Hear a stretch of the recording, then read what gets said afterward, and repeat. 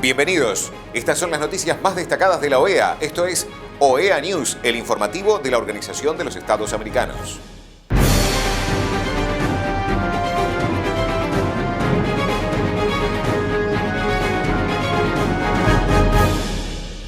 Es momento de compartir los títulos de las noticias más importantes que vamos a estar brindando a ustedes.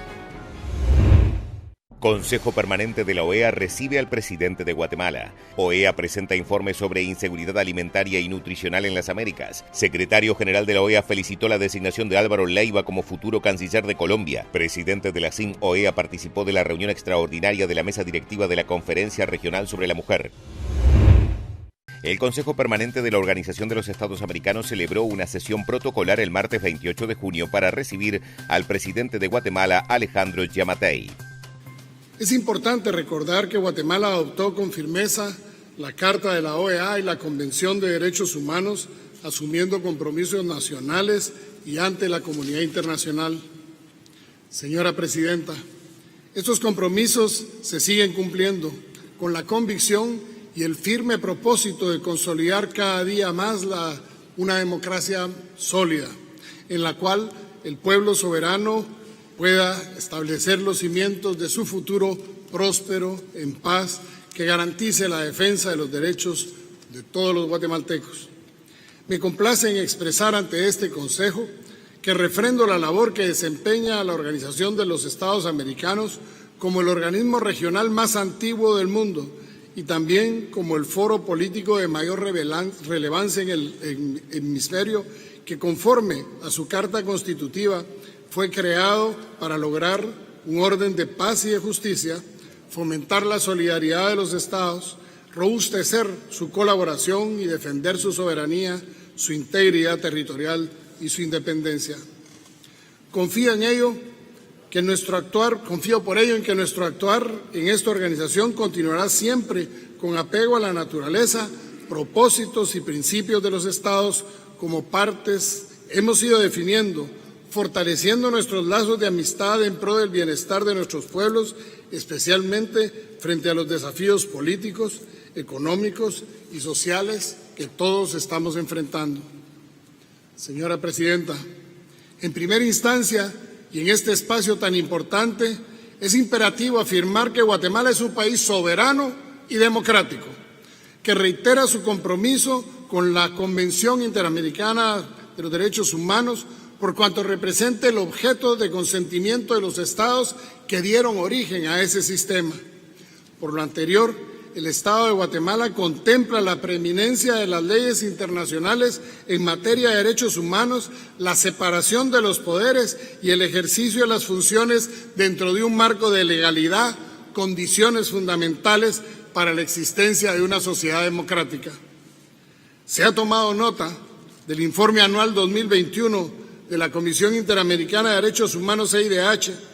hecho público antes de su presentación oficial ante la Comisión de Asuntos Jurídicos y Políticos del Consejo Permanente de la OEA, con lo cual se ha alterado la costumbre y tradición en cuanto a la temporalidad y a la formalidad de la presentación de dicho informe. Oportunamente, el Estado de Guatemala expresó su inconformidad de manera enérgica y lamentó la decisión de la CIDH de incluir a Guatemala en el capítulo 4 de la sección B, cuando la situación actual del país en materia de derechos humanos y combate a la corrupción no corresponde y es contraria a los supuestos previstos en la citada acción de conformidad con lo que establece el artículo 59, inciso C, relativo al capítulo 4. Porque no se ajusta al criterio de inclusión que requiere la existencia de un acceso discriminatorio o un ejercicio abusivo del poder que socave o contrarie el Estado de Derecho tal y como lo indica. Tampoco existe una infracción sistemática de la independencia del Poder Judicial y mucho menos actos de insubordinación de las instituciones del Estado a la autoridad civil constituida conforme a la ley, en virtud de que el actuar de los distintos órganos de la Administración de Justicia del país es independiente y en observancia de toda garantía constitucional y convencional. Además, El informe no visibiliza las acciones, logros, metas alcanzados por el Estado de Guatemala, acciones y gestiones estatales que se traducen en el esfuerzo y trabajo diligente de los empleados y funcionarios públicos, los cuales abogan por el respeto irrestricto del orden jurídico interno y el marco convencional vigente en el país. Asimismo, se demerita la inversión y el gasto del erario público en los programas de acciones concretas para salvaguardar los derechos humanos de los habitantes o, en su caso, la reparación digna a las personas vulneradas en sus derechos fundamentales. El apartado de Guatemala en el capítulo 4b se encuentra plagado de errores metodológicos que evidencian la falta de rigor jurídico y el sesgo ideológico que afecta a Guatemala, porque, primero, el informe hace referencia y cuestiona resoluciones judiciales.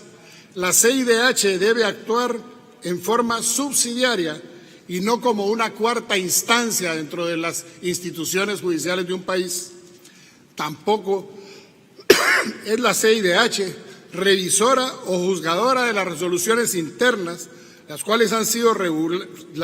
tienen regulados sus propios mecanismos de impugnación. Cuestionar esas resoluciones sin que haya sido agotado en el ámbito interno todos los recursos y sin que exista un informe de fondo de la CIDH bajo el sistema de peticiones y casos es una clara arbitrariedad y un error metodológico grosero. Segundo, el informe cuestiona las investigaciones en curso contra distintos fiscales y jueces que abusaron de su poder en el fuero interno, que violaron el debido proceso y violaron los derechos humanos de muchos ciudadanos. En algunos casos hubo personas que murieron después de 3 años de estar en prisión provisional, una figura jurídica que no está reconocida en el ordenamiento legal, pero que fue puesta de moda recientemente. Ese es un defecto procesal que nos dejó la triste historia de la CICIG en Guatemala.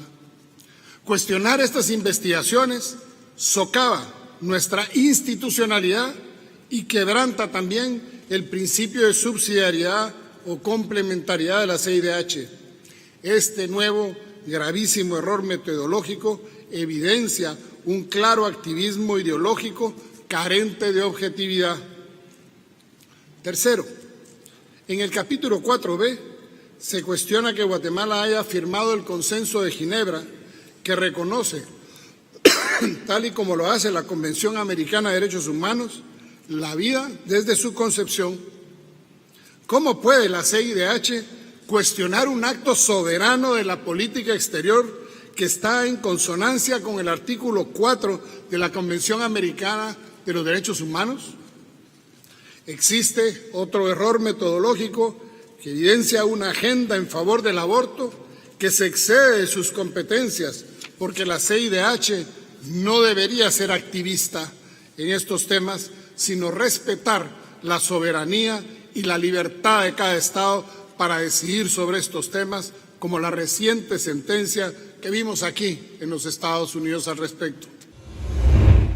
La Organización de los Estados Americanos presenta el informe Enfrentando la inseguridad alimentaria en las Américas, buenas prácticas y lecciones aprendidas durante la pandemia del COVID-19, que sistematiza información de 16 países sobre las políticas y programas para garantizar la seguridad alimentaria en la región e identifica líneas de acción prioritarias sobre este tema. La inseguridad alimentaria se encuentra en aumento en varios países del mundo, revirtiendo años de progreso y poniendo en peligro la capacidad de alcanzar los objetivos de desarrollo sostenibles para el año 2030, específicamente el objetivo de poner fin al hambre, lograr la seguridad alimentaria y la mejora de la nutrición y promover la agricultura sostenible. La combinación del inicio de la pandemia de COVID-19 con la disminución de los ingresos y las interrupciones en las redes de abastecimiento y cadenas de distribución de alimentos han provocado un incremento considerable del hambre crónica y aguda.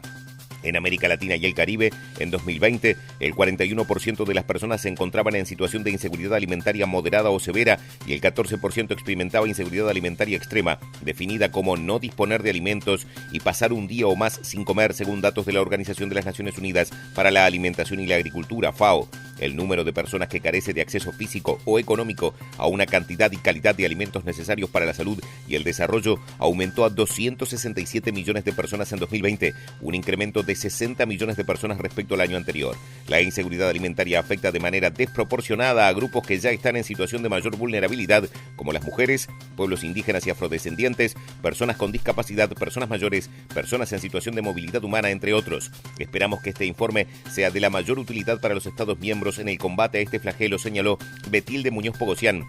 directora del Departamento de Inclusión Social de la Secretaría de Acceso a Derechos y Equidad de la OEA, que elaboró este informe. Compartir esta información a nivel regional es de gran importancia para orientar a los países en sus acciones para ampliar y mejorar sus esfuerzos hacia la seguridad alimentaria en las Américas, agregó. El secretario general de la OEA, Luis Almagro, reconoció y felicitó la designación de Álvaro Leiva como futuro canciller de Colombia y afirmó el compromiso de trabajo conjunto por el bienestar del pueblo de Colombia y de las Américas. La presidenta de la Comisión Interamericana de Mujeres de la OEA, María Inés Castillo, hace un llamado a profundizar la articulación entre organismos de la multilateralidad, gubernamentales y la sociedad civil para un empuje conjunto de la agenda regional de género en el marco de la reunión extraordinaria de la mesa directiva de la Conferencia Regional sobre la Mujer. Con mucha humildad fui escogida por las ministras de la Mujer y las altas autoridades de género de la región como la presidenta de la Comisión Interamericana de Mujeres en la 39ª Asamblea de Delegadas de la CIM que tuvo lugar en Panamá.